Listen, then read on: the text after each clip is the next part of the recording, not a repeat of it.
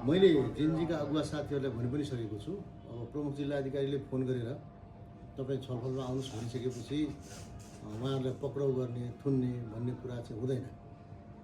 मैले नै वार्तामा आह्वान गरेर र थुन्ने, थुनाउने कुरा भन्ने चाहिँ त्यो कल्पनाभन्दा बाहिरको विषय हो।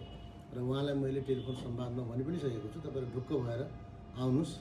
प्रमुख जिल्लाधिकारी भनेको कुनै एउटा समूह विशेषको, पार्टी विशेषको, एउटा कुनै वर्ग विशेषको, समुदाय विशेषको हुँदैन। त्यो भनेको जिल्लाकै प्रमुख जिल्लाधिकारी भएको हुनाले मैले आधिकारिक रूपमा त्यसरी फोनमा भनिसकेपछि उहाँहरूलाई चाहिँ कुनै पनि किसिमको संशयमा नबस्न, कुनै पनि आशंका नगर्नलाई पनि म अनुरोध गर्दछु। र त्यस्तो हामीले सोच उहाँहरूलाई ल्याइसकेपछि समात्ने, गर्ने, कारवाही गर्ने भन्ने सोच छैन। र उहाँलाई मैले यो पनि भनेको छु, तपाईँलाई कुनै असुरक्षा महसुस हुन्छ भने तपाईँलाई सुरक्षा पनि हामी प्रोभाइड गर्छौँ। र एकदम निर्धक्क साथमा तपाईँ आउनुहोस्। जसरी आउनुभएको छ त्यस्तै तपाईँहरू चाहिँ छलफल पश्चात छलफलको निष्कर्ष के निस्किन्छ भन्ने कुरा त्यति महत्त्वपूर्ण हुँदैन। छलफल भइसकेपछि उहाँहरूलाई ससम्मान पुनः चाहिँ उहाँहरूले जाने वातावरण हुन्छ, त्यसको ग्यारेन्टी जिम्मा हुन्छ।